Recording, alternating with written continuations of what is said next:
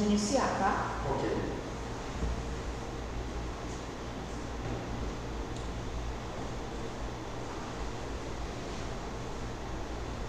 Boa tarde, turma. Tudo bem com vocês? A nossa satisfação de estar aqui com vocês. Eu sou o professor Daniel, estou aqui para ministrar essa disciplina.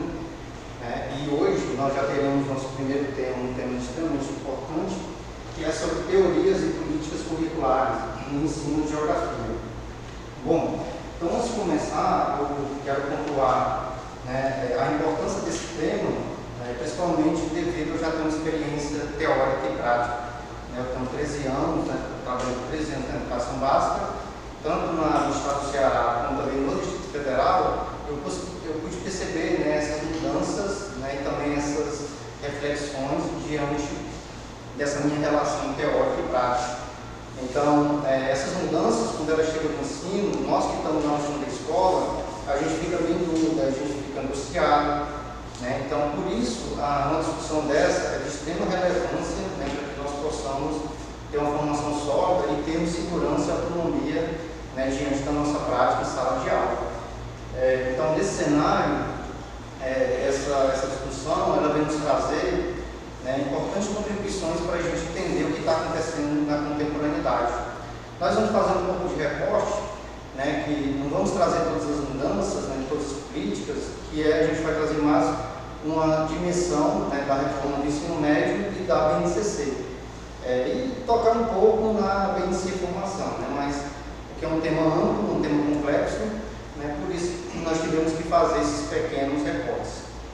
Então, passando reforçando essa importância desse tema, então agora vamos começar a nossa aula, e para essa aula nós vamos trabalhar um percurso didático proposto pela professora Lana de Souza Cavalcante, que organiza uma proposta didática pedagógica que organiza a aula em 3 momentos. Eu vou colocar aqui para vocês, para que vocês possam visualizar, tudo bem? Então vamos lá.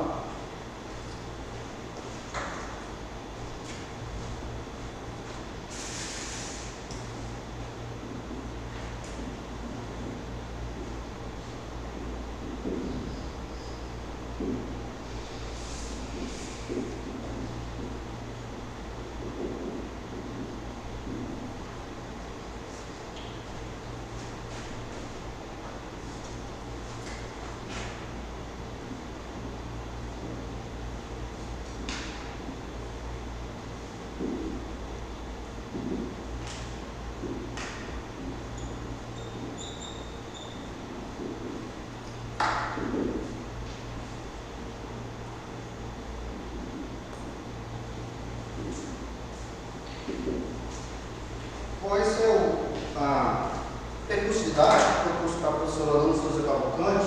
Ela reforça isso no seu mais recente livro agora, de 2024, sobre essa importância de o professor ter clareza dos momentos de uma aula. Isso é extremamente importante.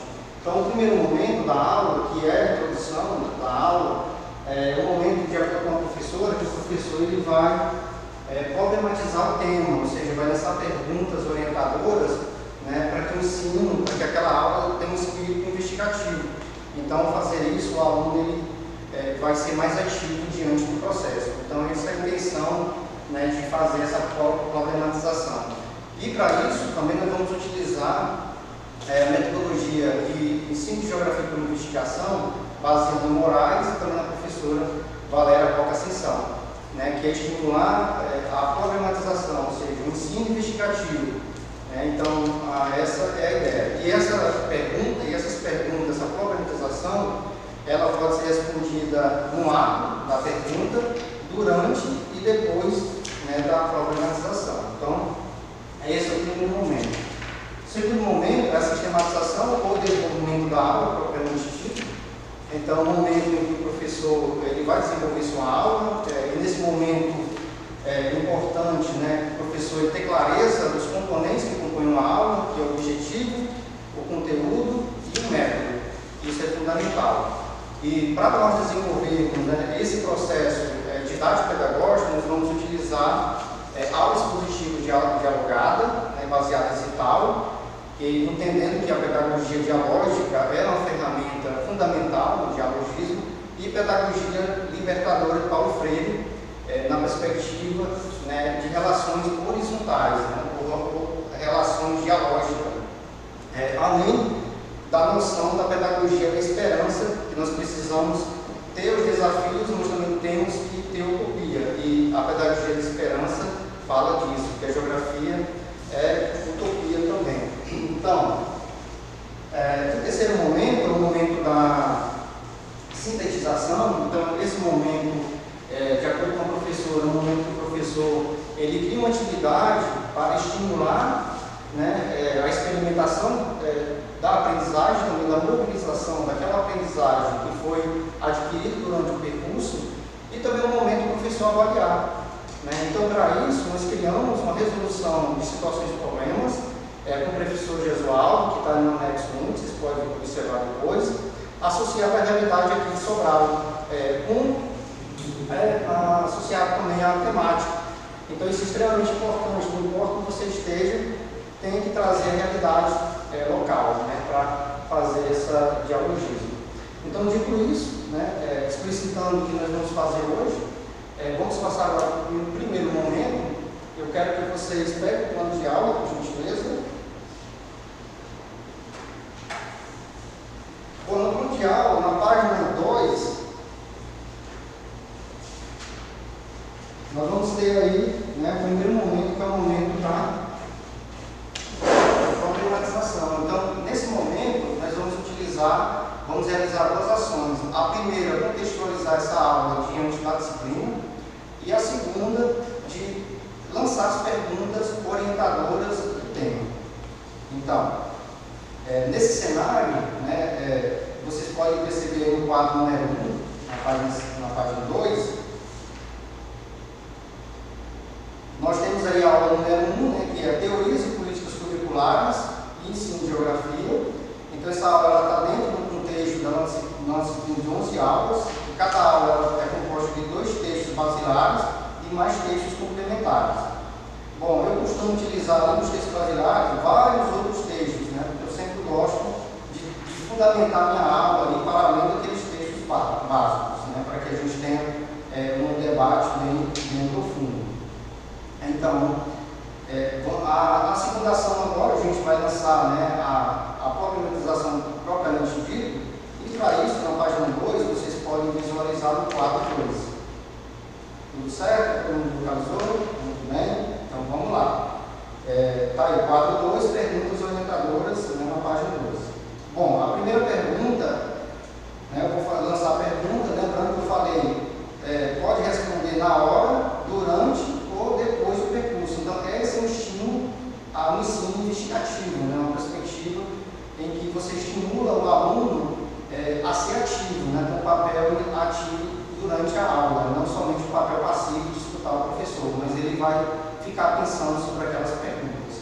A primeira é: as teorias e políticas, né, para o ensino de geografia devem ser vistas isoladamente no contexto do mundo? Pedro, pois não? Isso mesmo, Pedro. Não pode porque tem influência, né? Parabéns. Muito obrigado pela sua participação. Segundo, quais as influências das políticas neoliberais na educação a partir da década de 90? Que influências são essas? Influenciou? Não influenciou? De que forma? Terceiro, quais as orientações teóricas e metodológicas podem ser apontadas como possibilidade para o ensino de geografia poderoso? Pois não, Jéssica? A pedagogia libertadora, muito bem. Então, essa é uma teoria muito importante, nós vamos falar um pouco sobre ela. Parabéns pela sua participação. Então, turma, quero que vocês agora fechem o plano de aula, por gentileza.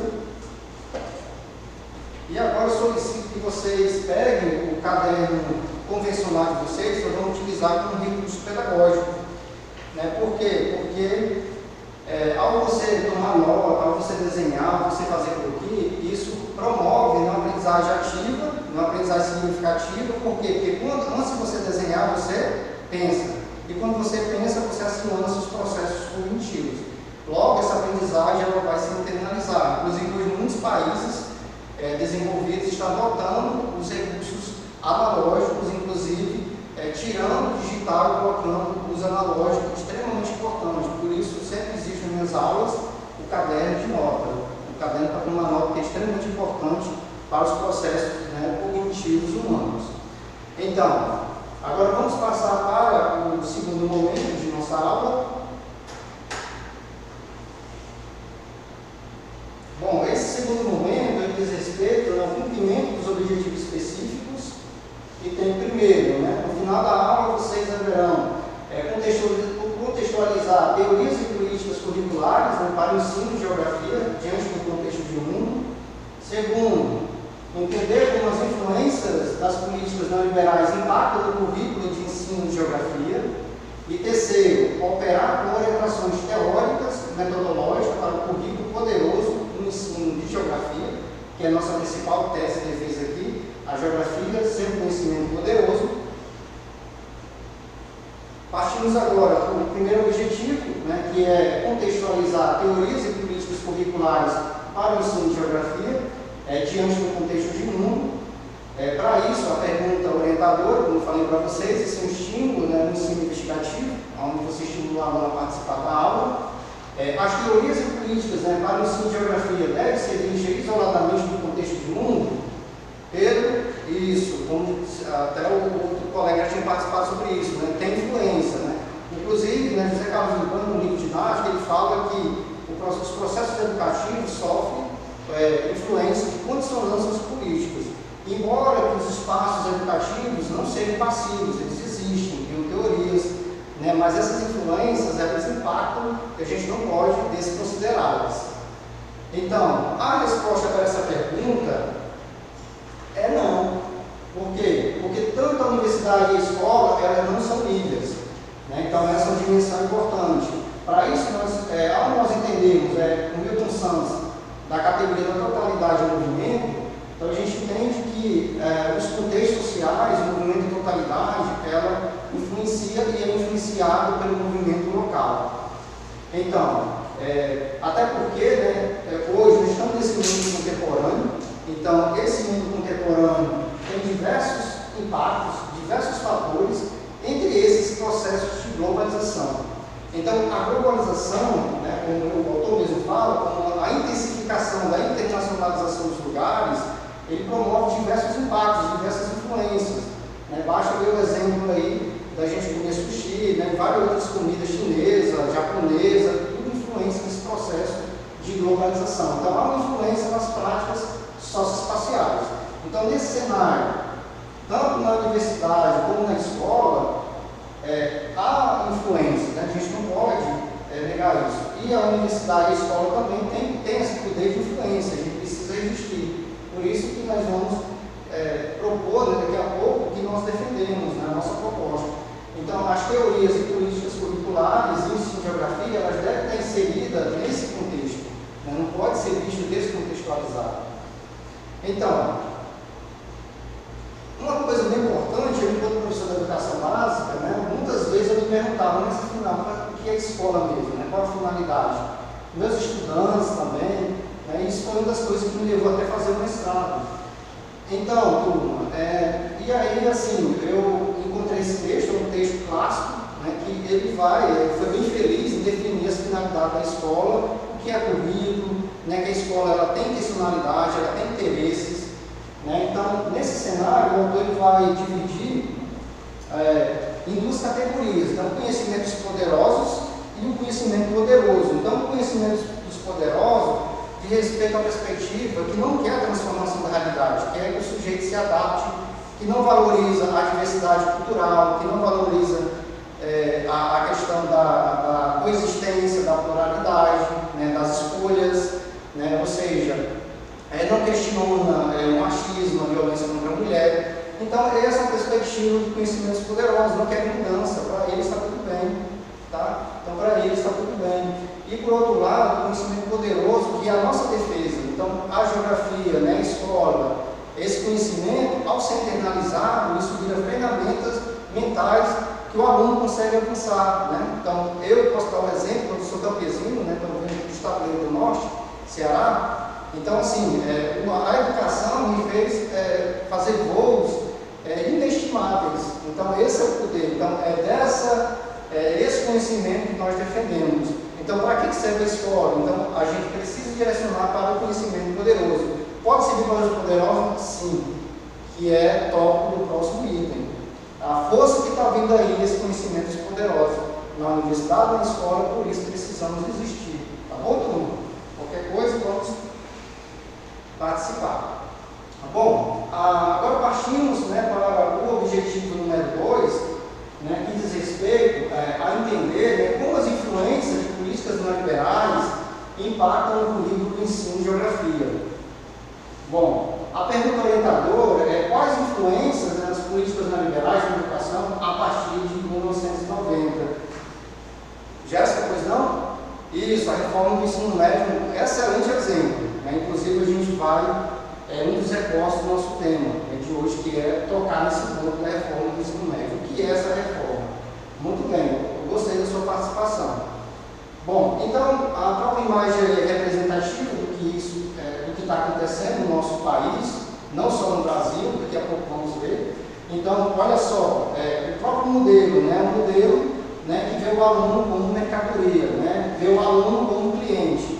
Então, essa é uma perspectiva que nós estamos vivenciando na contemporaneidade.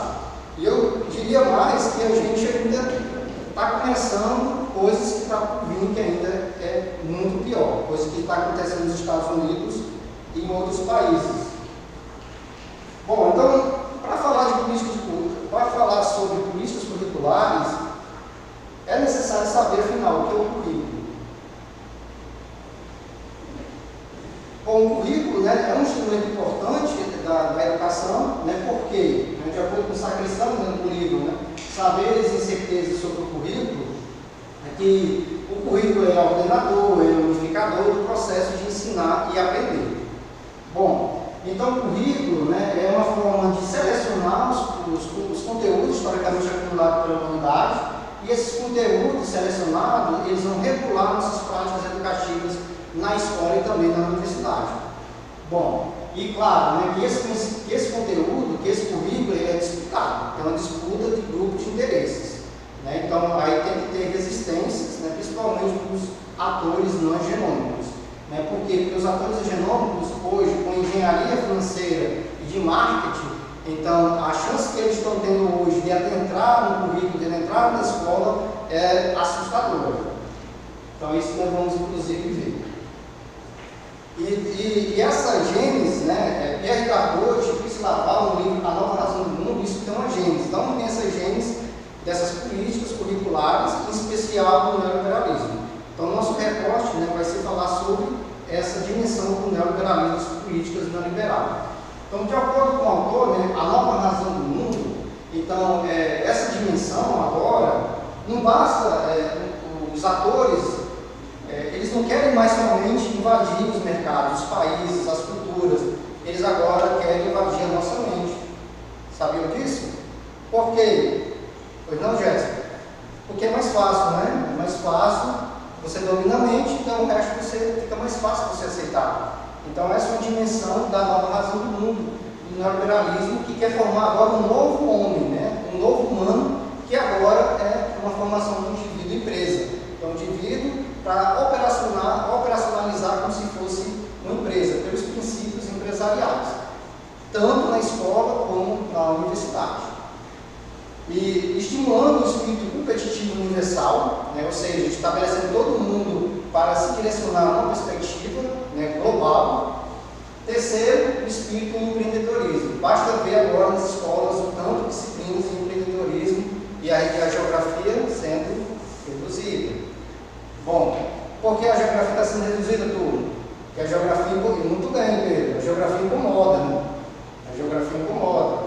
Então, e a quarto, né? A base para o sistema de ensino do mundo ocidental. Então, o que está vindo aí é uma tentativa de padronização de todos os sistemas, inclusive alfanuméricos, contabilizados, né? Então, para que não fuja desse mega sistema. Claro que nós temos resistido, temos resistência, inclusive essa é a minha fala de hoje. Eu vim aqui exatamente para a gente dialogar, para resistir contra isso, né? Porque tem muita coisa por detrás disso. Então, o exemplo, né, dessa nova formação é um exemplo de uma empresa. Né? Então, esse exemplo de uma empresa, essa formação do empreendedorismo, das habilidades socioemocionais, esse mundo empresarial. Então, se você é um mundo empresarial, então se você gere sua vida como empresa, então se você arruma um trabalho, né, na iFood, você aluga a bicicleta, e aí alguém aciona a comida. Só que quem aciona, né, para pedir a comida é muito confortável. Você aciona, vai tomar seu banho e o cara vem de bicicleta entregar a sua comida. Se acontecer alguma coisa com ele, não vai ter nenhum direito. Então, essa é uma nova formação do homem, né? Ou seja, a uberização, e essa formação uberizada, inclusive o próprio ser formando essa perspectiva, ele aceita docilmente. Por quê? Porque a formação é para entender que se não chegou minha vez, é porque não é agora. Eu vou trabalhar, vou estudar e vai chegar a minha vez. Então, essa é uma perspectiva, né, dessa nova razão do mundo. Que isso tem a ver com a reforma do ensino médio? Como eu já falei, né? Formação, né? Então aí vamos entrar na escola. Por quê? Porque no neoliberalismo, os atores perceberam uma grande chance, tanto de ganhar, como também de formar a mente. E é isso, né, que o professor Laval vai escrever esse livro, A Escola Não é Empresa. O próprio título já está dizendo, né? Ou seja, princípios da empresa querendo entrar em espaços que é outra atribuição. Então, essa dimensão, o autor vai fazer uma pesquisa na França, Estados Unidos, inclusive no Brasil, e é assustador, né? Então, assim, as empresas chegam nesses lugares, vou colocar 10 computadores, mas para isso tem um preço. Então, você não pode falar daquela empresa, às vezes exige a logomarca, né? Por exemplo, nos Estados Unidos foi financiado a Nike, ou foi outra empresa, financiaram lá um projeto, e aí os estudantes escreveram um artigo e fizeram uma crítica. E aí, na mesma hora, a empresa foi lá e tirou o recurso. Então, isso reduz a autonomia do professor. Né? Nessa nova lógica, né, das políticas curriculares, principalmente do neoliberalismo, que é o nosso recorte dessa aula, então, esse neoliberalismo escolar visa o quê? A escola pública, ela deixa de ser um bem público e passa a ser um bem privado. Então, a gestão empresarial. Então, essa é a ideia, né? Essa é a concepção do que nós temos que resistir. Como o autor fala, a escola não é uma empresa. Bom, então, alguns princípios aí dessa nova ordem, dessa nova gestão. Primeiro, a escola neoliberal, ideologia, gestão, eficiência. Então, essas ideias que vêm sendo trazidas. Segundo, gestão empresarial. Alunos e pais agora não são sujeitos, são clientes. Então, essa é uma perspectiva. E o ensino de competências e habilidades. Embora as competências e habilidades, quem fez, tinha clareza sobre o que ele fez, que foi o professor de Harvard na década de 70, então a pedagogia de competência ela foi construída para a modalidade de ensino profissional. Então não foi para aplicar em todas as modalidades de ensino e nem em todos os níveis. Então, só que o que está acontecendo hoje é que essa pedagogia de competência está sendo transferida para tudo. Então, tira todas as dimensões historicamente acumuladas, conhecimentos, para implementar essa nova lógica, essa nova dimensão. E isso, né, a gênese, um pouco disso também, Alexander Homer, que é professor da Universidade de Cambridge, ele fez um estudo comparativo com diversos países, né, de língua inglesa, Estados Unidos, Inglaterra, Finlândia, entre outros, e aí ele identificou que isso faz parte de uma nova reforma global da educação. Então, isso por detrás das reformas contemporâneas, no Brasil, tem a ver também com a reforma global. Né? Então, ele vai falar isso de gênero, então, iniciada nos Estados Unidos e expandida para diversos outros países. Bom, e quem são os atores que direcionam essas reformas? São empresas multinacionais, organismos multinacionais, então todos têm interesse. Né? Então, os atores, as grandes empresas, né? Essas grandes empresas de livro, grandes empresas que vendem pacotes tecnológicos, então todos eles ganham com isso. Basta ver hoje no sistema da universidade. Né? Deu um Google, né, em algum aplicativo, pronto, a universidade para. Então, todos têm interesse nesses pacotes, vender esses pacotes tecnológicos. de acordo com o Alexandre. Então, nesse cenário, né, nós temos aí, né, esse interesse geoeconômico. Bom, trazendo um pouco agora para o Brasil, né, de acordo com Katuta, né, as influências neoliberais elas se dão com maior intensidade pós-década de 90, via reformulações curriculares, exemplo a BNCC, né, no artigo Mercantilização e Financiarização. Então, não que a BNCC não tenha aspectos que sejam interessantes, o ensino a gente precisa de inovar, tem coisas lá que são interessantes, ensino por investigação, né, tem elementos também que são importantes. A questão é que ela foi apropriada, principalmente pelo golpe de Estado, né, em 2016.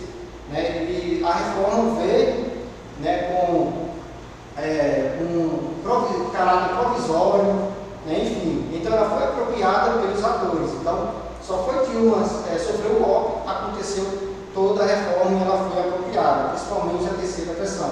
Então quer dizer aqui que tem aspecto positivo e dizer, né, que a ideia é que a gente tente revogar essa que está aí, está cheia de vício, né, para a gente reformular e colocar a ciência lá de verdade, não essa que está aí. Né? Então, assim, essa reforma está alinhada, né, como a própria autora coloca, então hoje isso é bem claro. E tudo isso gera impacto, né, dessas reformas, que é o dualismo da escola pública. Então, o que dualismo é isso? De acordo com José Carlos Urbano, no seu texto, dualismo perverso da escola pública, então é isso que está acontecendo. Então, você faz uma reforma dessa, né, reduz os conteúdos, o aluno chega lá, da escola pública, vê que o professor de geografia está ensinando brigadeiro, sobre brigadeiro, ele vai embora, ele não volta mais para a aula. Isso no Distrito Federal, em outros estados que eu tenho acompanhado, o aluno está matando a aula, então está ficando fora da sala. Não faz sentido. Então, esse é o dualismo. Então, enquanto isso, a escola particular focada na escola do conhecimento e da escola pública reduzindo o conhecimento. Então, ou seja, voltado para o aprender a aprender, né? A prática pela prática. Não que a prática não seja importante. Gente, a prática é extremamente importante. Mas o que é interessante, pessoal? O que vocês acham? Eduardo, isso relacionar teoria e prática. Muito bem. Então a ideia é, a teoria serve para quê? Para orientar a prática, para potencializar a prática, né? E não a prática pela prática ou somente a teoria, mas os dois são importantes. Né? Então, essa reforma, né, no caso, está criando esse dualismo perverso. Bom, inclusive puxou para reforçar a ideia, né, de que as competências e habilidades têm um foco na educação empresarial, aquilo que eu falei da Gênesis, né, quem foi criado, né, da onde foi criado, né, essa ideia de competência e habilidade. Né? Então, esse é o cenário e as grandes organizacionais se apropriaram. Alguém pode citar o nome de um aí? O CDE, isso tem que mesmo. Então, o CDE, quem financia o CDE? Então, o CDE é uma que está direcionando, investindo em todos os países. Então, faz curso, faz palestras. E isso começa a se expandir também para o Brasil. Então, a Fundação Lema, Fundação Bradesco, então os caras fazem palestras sobre essas reformas e induzem nos setores. Quando uma moça me apresentou a primeira vez, eu estava na escola ainda, chegou lá com 40 slides e apresentou para a gente, eu fiquei seduzido. Nossa, que reforma legal. Mas cadê os livros? Na escola que eu atuava em 2022, lá no Distrito Federal, até hoje não chegaram os livros, que era ensino noturno. Cadê? A promessa era de uma grande revolução. Bom, para Pimenta e Lima, né, a concepção de competência, ela surgiu, né, desde a década de 70, né, e tem o professor reprodutor, né, então o professor ele é um reprodutor de conteúdo nesse cenário, então ele passa apenas a ser um reprodutor. Por quê? Que é isso que eu vou falar no próximo slide. Porque as habilidades, né, da BNCC que está hoje, aqui está no presente, aqui dele tem vícios, né, do golpe de Estado, ela tem números alfanuméricos, né, que contribuem, né, para o controle da autonomia do professor. Professor, mas isso é impossível controlar. Bom, mas na prova, quando você vai fazer uma prova, uma educação básica, hoje com a BNCC, você tem que colocar qual é a habilidade. Então, essa habilidade alfanumérica é contabilizada. Então, se eu chego na sala de aula, Pedro, e você, vamos supor, você é professor, você é estudante no colégio lá de Dom José do Pinambá, está lá estudando, né? E aí você chega cansado, com sono e tal. Se você não aprender aquela habilidade, se você não... eu não posso nem puxar um diálogo com você, né? Porque eu tenho que cumprir essa habilidade, porque senão eu serei punido. Então eu não posso nem puxar outras dimensões, né, que diz respeito ao nosso processo educativo. Então a gente fica preso a essa dimensão. Então nesse cenário, né, o Schroeder vai falar aqui nesse livro, né? Então as escolas vão estimular a competitividade. Então tem escolas que fazem até show mesmo, com tapete vermelho, tudo para seduzir, né? Ou seja, aumentando a competitividade entre os nossos colegas, o egoísmo. Então o professor que é vencedor, ele vai merecer prêmio, vai andar na calçada da fama, tem festa, enfim. E o professor que não consegue, ele não se adaptou. Logo, ele poderá também perder o seu emprego. Bom, alguns elementos aí, né, sobre essa reforma, não vou me deter nelas porque a gente já trabalhou bastante.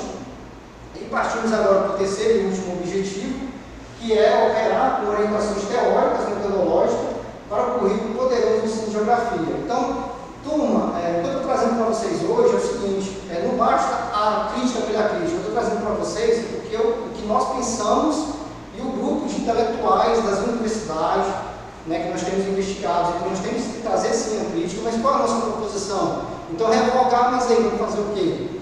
Vamos colocar esse conteúdo aí que nós vamos trabalhar agora, nessa reforma. Esses e outros, eu trouxe alguns exemplos aqui, vocês vão ajudar também nessa resistência. Então, a pergunta orientadora quais orientações teóricas, metodológicas podem ser apontadas como possibilidade para o ensino de geografia poderoso? Teoria histórico-cultural, muito bem, Jéssica, isso. Crítica social dos conteúdos, muito bem, Eduardo, muito bem. E mais algum? Pedagogia libertadora, Paulo Freire, parabéns, obrigado pela participação de vocês. É isso, turma. Então, isso são teorias ao invés de competências. Vamos colocar teorias da ciência, vamos colocar a ciência dentro da escola.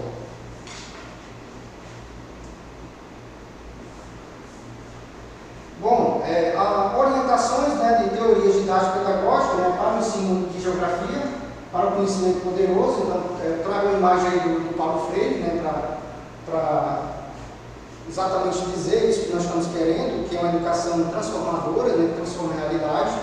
E a nossa defesa. Então, a nossa defesa radical é o ensino disciplinar e do conhecimento. Então, que tem a geografia, você tem que ter matemática, tem que ter história. E a partir da disciplina, o professor trabalhar interdisciplinarmente. Por quê? Porque quando o professor não tem condição de eu dar aula de sociologia, eu não entendo tudo. Né? Embora eu dou aula de sociologia da educação, mas eu não entendo tudo de Emily Durkheim. Né? Então, essa noção é fundamental, né, do ensino disciplinar. Então, a partir da disciplina, que o professor ele possa articular interdisciplinarmente. Então, só que o seguinte, somente trabalhar depois da disciplina, somente trabalhar o conteúdo, não, turma, para além da disciplina, né, como fala a professora Calai, trabalhar a realidade do estudante, olha só, achei aqui no Acaraú, então 2023, então, trazer a realidade do estudante, né, para fazer essa mediação. Então, o lugar, né, o meio, a realidade do estudante, como potencialidade para desenvolver esse ensino. Então, essa é a nossa defesa. Bom, e afinal, né, que tendência pedagógica devemos seguir para construir uma geografia poderosa? Então, a tendência pedagógica, que é essa, né, da reforma atual, que é a liberal, que é a adaptação do sujeito à realidade, e nós temos a progressista, né, que é esse conjunto de teorias que visam a transformação da realidade, que valoriza o conhecimento. Então, é dessa perspectiva que é a nossa defesa. Defendemos as tendências pedagógicas progressistas. Tem várias. Por que, Eduardo? Não, é isso. Você pode pegar alguma técnica, né, da liberal, por exemplo, pegar aula expositiva. Você pode pegar uma aula expositiva, né, e transformar em aula expositiva dialógica. Aí você está transformando. Não é um radicalismo total. Né? Tem alguns princípios de metodologias que você pode pegar da liberal. Por exemplo, o próprio John Dewey, né? Hoje o pessoal trabalha com a questão de metodologias, ou seja, de outros tipos de perspectiva. Então, eles pegam, né, da tendência liberal e na progressista fazem mudanças, adaptações. Bom, aí tem algumas dimensões também de conteúdos fundamentais, né, também como teorias que nós defendemos para colocar nos currículos, que é a dimensão da mobilização dos conteúdos, de acordo com Zabala, os conteúdos factuais, né, o espaço da realidade, conteúdos, conhecimentos conceituais, que é o uso de conceitos, conteúdos procedimentais, que é como o aluno sabe fazer e sabe operar com aqueles conhecimentos, e conteúdos atitudinais, que é uma dimensão do comportamento e da ação. E a atenção do comportamento é uma certeza ou uma possibilidade, turma? Isso mesmo, vocês estão bem atentos. Educação é uma possibilidade. Muito bom essa participação de vocês. Bom, e o que deve ter na aula? Então, qual é a sua defesa, professor? Então, eu me baseio aqui em José Carlos Ivano, né, que a aula, né, precisa ter objetivos de aprendizagem, precisa ter o conteúdo que é historicamente acumulado, precisa ter métodos, né, precisa ter forma de organização. É espaço formal a aula? Vai ser um espaço não formal? Precisa ter um instrumento avaliativo. Então, são instrumentos importantes, né, de ter nos componentes de uma aula. Bom, e as teorias, né, e tendências pedagógicas e progressistas para o ensino que nós propomos. Nós propomos, o professor pode utilizar, né, a pedagogia histórico-crítica, a pedagogia libertadora, Paulo Freire, a pedagogia da esperança, né, como possibilidade. A contribuição da teoria histórico-cultural, né, que é uma ideia, né, que eu, em particular, tenho trabalhado bastante, né, que é a ideia de instrumento. Então, nós temos instrumentos materiais e instrumentos simbólicos. Os materiais são esses, são os próprios objetos, e os instrumentos análogos ao instrumento material são os instrumentos culturais. Então, nesse sentido, né, nós temos aqui o sujeito, no caso, e aí, quando esse sujeito está diante de uma situação, aí temos signos, que é a cultura, que são os mediadores. Então, onde é que entra a geografia? No item 3, muito bem, turma. Então, no item 3. Então, a geografia, os conhecimentos geográficos são mediadores, tanto para a interpretação, como também para a atuação dos sujeitos. É importante a gente pontuar isso. A geografia não é somente interpretação, é interpretação e atuação diante da realidade. Bom, então nesse cenário, né, que eu falei de ferramentas, então olha só. Então a geografia é como se fosse uma caixa de ferramentas e os conceitos, princípios, categorias, todas elas possibilita, quando operacionalizado na filogênese, ou no cérebro humano, os processos cognitivos, tudo isso possibilita a análise geográfica. Então, eu estou falando de uma relação entre a filogênese, o biológico, e a sociogênese, que aí constitui, né, a aquisição dos saberes, a cultura da geografia. E tudo isso vira processo cognitivo. Então, eu pensando nessas ferramentas culturais, a minha capacidade de análise ela é ampliada. Bom, orientações, né, de teorias da didática da geografia para o ensino poderoso, eu trouxe aqui alguns, né, então, assim, só mesmo a título de exemplificação, que é o professor Milton Santos, que é a professora Ana Souza Cavalcante e que é a professora Caralho. Apenas três exemplos, talvez existam vários outros exemplos, né, de teóricos, né, de dimensões que discutem sobre a didática da geografia. Inclusive, muitos professores aqui da UVA também fazem esse trabalho, a professora Glauciana, entre outros professores, né, que trabalham com essas dimensões. Primeiro, então nós temos, né, entender esse objeto científico, né, que é o espaço. Então, é qualquer espaço, pessoal? Isso mesmo, espaço geográfico. Então não é qualquer espaço. Então essa dimensão que nós temos que entender. Segundo, proposta da Cavalcante, né, da didática, ao invés de pedagogia das competências. Então vamos propor um ensino, né, nesse livro de 2024 ela produziu agora, ensinar e aprender geografia. Então ensino por meio da tríade didática, o objetivo, o conteúdo, o método, associando a realidade dos estudantes. Então aqui também, da página 47, eu peguei do livro da autora, então esse ensino ele vai promover uma capacidade, né? Tem gente que fala raciocínio, outros fala pensamento, de pensar pela geografia. Né? Então, essa capacidade de pensar pela geografia operacionalizar cognitivamente pelos conceitos e categorias, princípios e raciocínios geográficos, linguagens, entre essas a linguagem cartográfica, que é super importante. Tudo isso possibilita o quê? Uma análise geográfica da realidade. E agora, né, para a gente ir para as considerações finais, o lugar como mediação pedagógica para que o aluno, né, faça a leitura do mundo. Então, usar o lugar. Então, né, eu venho dar aula, eu sou de outro lugar, mas eu tenho que utilizar o lugar da onde eu estou, da onde eu estou trabalhando. Então, utilizar a cidade de Sobral, né, ou seja, as experiências, a geograficidade, a topofilia, né, os alunos têm nos lugares, as manifestações culturais, tudo isso potencializa o sentido, né, o sentido de ser de Sobral, né, a história de Sobral, a geograficidade. Né? Então, tudo isso potencializa. Quando vocês forem também para fazer outros concursos dos estados, também da mesma forma. Então, essa dimensão importante. Então, vamos partir agora para as considerações finais. Bom, nas considerações finais, nós temos que, primeiro, o currículo é um campo de disputa. Segundo, as políticas neoliberais têm se inserido na escola para a formação do homem-empresa. Terceiro, a escola-empresa está centrada na pedagogia das competências, focada na adaptação do sujeito. Então, adaptar o sujeito à realidade.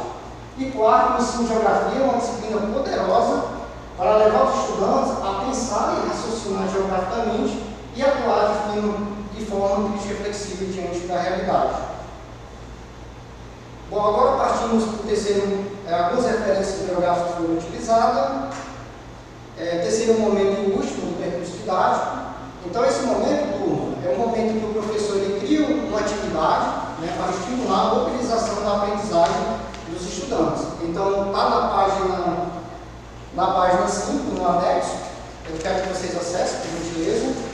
Bom, então, turma, eu criei, né, esse situação de problema associando a realidade de Sobral. Olha só, eu venho do tabuleiro do norte, nós estamos morando aqui, né, e criei. Por quê? Porque é fundamental você associar a realidade do estudante. Eu vou ler, né, a situação do problema criado e depois eu passo as outras orientações, tá bom? Então, tem orientações, depois de orientação, no segundo parágrafo, tem imagine. Vamos lá. Imagine a seguinte situação hipotética. Jesualdo é professor de geografia na escola de ensino médio, no Colégio Estadual Dom José do Pinambá da Frota, Paulo em Sobral, Ceará. Ele foi formado em 1972 em estudos sociais, história e geografia. Época ainda com poucos estudos sobre a área de ensino da geografia. Isso limitou a sua formação sólida, com fundamentos teóricos e metodológicos sobre teorias e políticas curriculares e ensino de geografia. Atualmente, ele tem vivenciado diversas mudanças de orientações teóricas e metodológicas na educação geográfica, tanto em relação à função do ensino de geografia, na literatura especializada, quanto nas reformas curriculares no Brasil, como as orientações da BNCC. Por isso, Jesualdo passou a ter muitas dúvidas e angústias com relação ao que está acontecendo no ensino de geografia. Na sala dos professores, é perceptível Jesualdo falar o tempo todo para seus colegas de tais desafios, como nos relatos seguintes. Jesualdo fala: nossa, cara amigo, estou meio confuso com a reforma do ensino médio. Agora vem essa história de metodologia legislativa para lá e para cá. Além disso, agora tenho menos aulas por semana de geografia. E esse negócio de competência para o ensino, amigo, você sabe de onde vem isso? Tem também a ideia de pensamento espacial. O seu colega Pedro responde: pois é, eu também não entendo direito o que está acontecendo. Que tal você conversar com o estagiário da UVA? Lá eles estão estudando sobre isso, Jesualdo. Responde: é mesmo, no final do estágio supervisionado, eu vou pedir o feedback dele. Nesse contexto de protesto dedutivo, imagine que você é estudante de geografia, estagiário, e que tenha observado essa angústia do professor Jesualdo nas observações de suas aulas. Agora que chegou a sua vez de dar a sua contribuição e troca de experiência, com que você tem lido sobre teorias e políticas curriculares e ensino de geografia, como você resolveria as seguintes situações e problemas propostos pelo professor Jesualdo no momento de feedback para ele?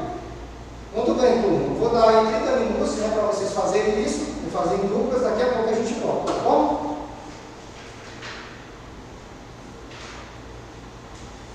Muito bem, turma. Parabéns. Vocês já turma bastante participativa. Então, realmente percebi que vocês se envolveram na atividade. Então, agora vamos partir para o compartilhamento dessas atividades. Vamos lá. O item 1, né? O que é currículo? As teorias que definem o currículo são homogêneas, Jéssica? Isso, não são homogêneas, né? Porque tem disputas, né? Tem todo esse processo de interesses. Muito bem. Segunda, quais teorias de currículo contribuem para a formação voltada à emancipação do sujeito? Isso, teoria histórico-cultural, crítica social dos conteúdos, muito bem, pedagogia libertadora. Então, todas são teorias, são tendências pedagógicas que visam a transformação da realidade. E, logo, a geografia poderosa. Terceiro, como você abordaria para Gesualdo a influência dos condicionantes políticos nas reformas curriculares atuais? Isso, as influências do neoliberalismo escolar, né? Ou seja, né, a empresa querendo entrar na escola, né? Então, olha só.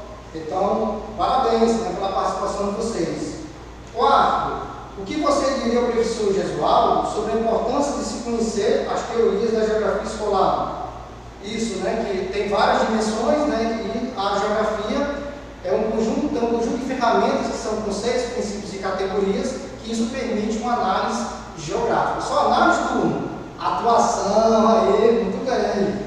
Muito bem, então essa é a importância, né, da nossa disciplina e da nossa ciência. Turma, tem algumas outras questões ali, mas por questão de tempo, eu vou deixar para a próxima aula. Então, hoje nós falamos, né, cumprimos nosso objetivo geral, falamos de todos os nossos objetivos específicos, né, vimos que a importância de ter as teorias, entender as tendências pedagógicas, vimos que as políticas curriculares, principalmente a partir da década de 90, têm influenciado diversas dimensões da vida, né, então, inclusive adentrado, né, dentro das escolas, né, e percebemos também que, por outro lado, nós temos condições, principalmente aqui no Brasil, teorias que permitem construir um outro currículo. Olha só que legal, né? Por que não trabalhar com Paulo Freire, a realidade dos estudantes, do cotidiano, dos quilombolas, dos povos indígenas? Por que não trazer todo esse cabedal de conhecimento, né, para que possamos ter realmente uma BNCC do Brasil? Isso mesmo, pessoal, essa BNCC é uma colonização do nosso pensamento. Então, que tal a gente fazer uma revogação e realmente ter, né, um ensino realmente transformador? Né? Então, turma, eu gostei demais da participação de vocês, é uma turma bastante interativa, é uma nova satisfação. Tchau, tchau, até a próxima aula.